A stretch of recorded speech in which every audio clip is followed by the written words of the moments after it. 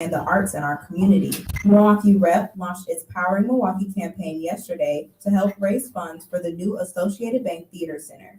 Already, the theater group has raised $43 million towards its $75 million goal. Those funds will allow for the construction of a new and expanded theater center with some historic touches. Highlights of the new theater center would include a new main stage theater, a fly loft for moving scenery, improved seating and sight lines for patrons, and modern production technology. To learn more about the Powering Milwaukee Capital campaign, visit Milwaukee Rep's website. City of Milwaukee residents should be aware of winter parking regulations that will kick off tomorrow, Thursday, December 1st, until March 1st, 2023. Drivers with valid overnight parking permits must park on the side of the street with even-numbered houses on even-numbered dates, and on odd-numbered dates, drivers will need to switch. Officials say posted signs take precedence, so read carefully before parking and follow those instructions before attempting to park. Regulation violations risk fines of $50 to $150 per citation, along with the risk of vehicles being towed. More information can be found by calling 414-286-CITY or checking milwaukee.gov/parking. This has been your 1017 The Truth News Update. The Truth in the Afternoon with Dr. Ken Harris is up next on the new 1017 The Truth.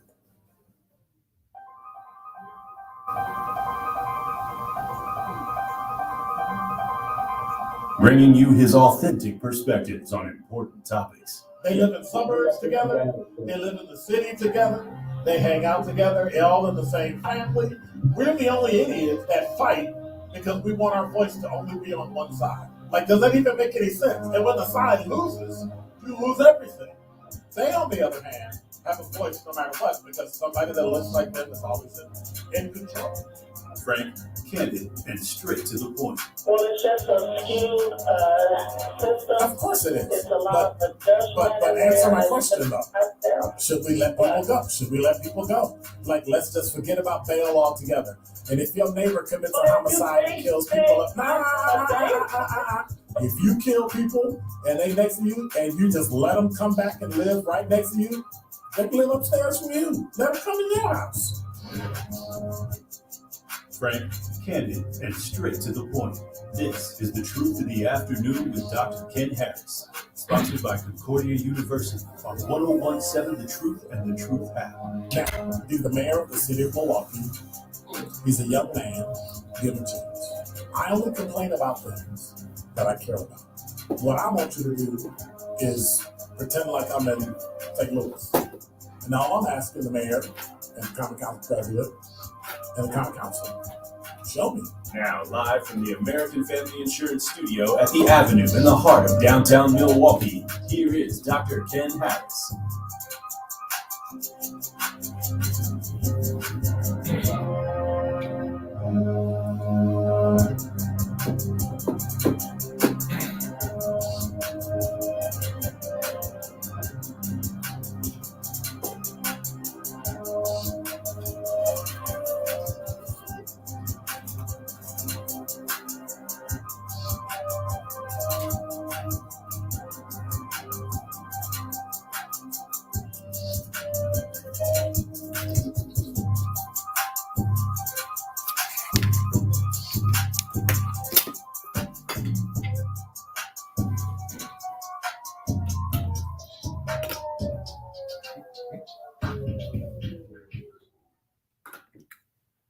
I just wanted you to know exactly how I feel. I was fine and everything was going, and then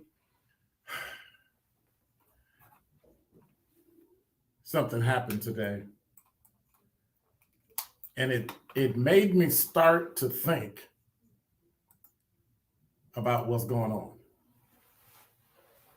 And I started thinking about other people. By the way, you're listening to Truth in the Afternoon. I'm your host, Dr. Ken Harris. 833-212-1017 is the number. All right. I started thinking about yesterday, the conversations we had, right? If you remember my topic from yesterday. And I was talking about what the world needs and what we need. And I never really quite said what I thought we needed. I never suggested what my thoughts were as it related to what the world needed. Or even what we need to be, right? So I had a thought that we live in a society where values and status are placed on cars, clothes, and homes. And really, we all dream about having more. And I'm planning on having more. I'm thinking about having more. And I'm working on having more. So when I think about it, when I think about other people, I think about things that I've wanted more of: more money, more house, more cars. And I got all three. As you get older, you make more, you work, you have a business, you do whatever it is you do, you get your hustle on, and you make more money. Then you buy more house. And then you get more cars. But as I look around, we never really seem to be happy. In fact, instead of being, and because it was Thanksgiving, being thankful for what we do have, and this is something I've been a victim of, we hate on people who have more than us. And I think that's what a couple of texters that texted in that day, I think that's what the issue was. People hate people who have more. Just perceiving them to have more than you makes you upset. I have no issues with an Elon Musk who's worth, I don't even know how many hundreds of billions of dollars or tens of billions of dollars. But we hate on people who have more than us. Now, being in constant competition with neighbors, co-workers, family, I watch people do that too. As I grew up, I had friends of mine who were in competition.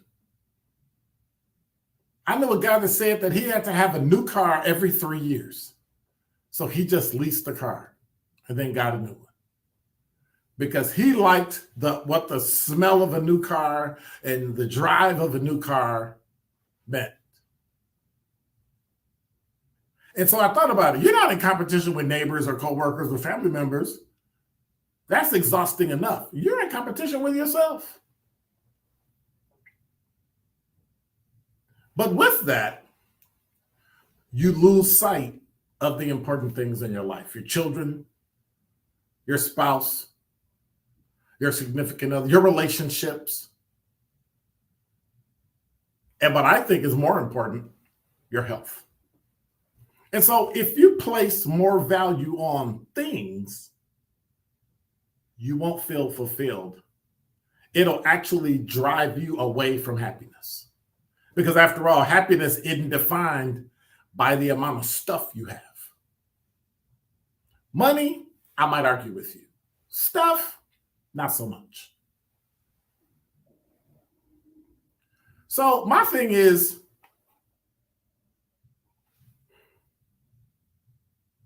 if you had to have a list of what's good in your life right now, and you couldn't mention anything that was a material possession, would you have a hard time coming up with the list?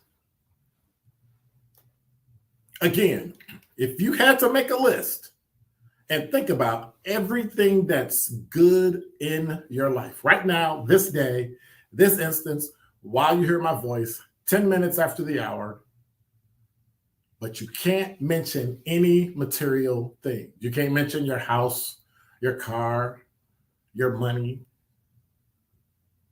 Would you have a hard time coming up with the list?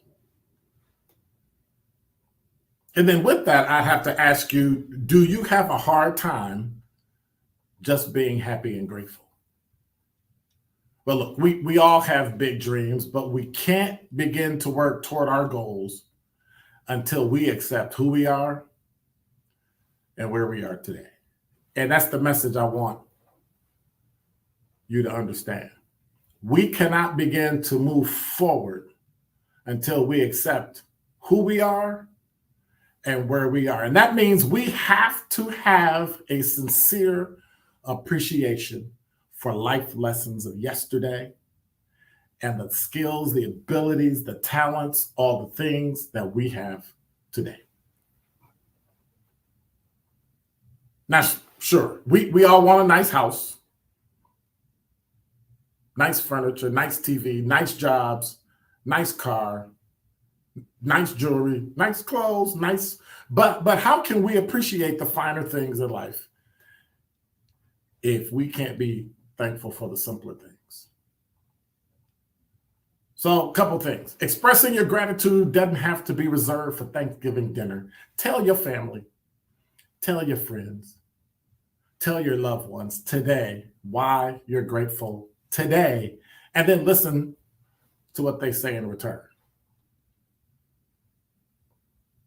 And number two, encourage your children to embrace gratitude. You may not have children, you might have nieces, nephews. You know, we all got cousins, right? Even when they're not cousins, we all got cousins. Children need to learn how to put their focus on not influencing others and take control of what influences them. But ironically, the condition, and this is what I want you to understand, the condition of the things you want in life is actually the way you should treat people. And it's simple. Nice. And that is Dr. Ken's Truth on the new 1017 The Truth. Hey Milwaukee, have you heard? We've got a new game for y'all, and it's called Finish the Bar. But BZ, how does it work?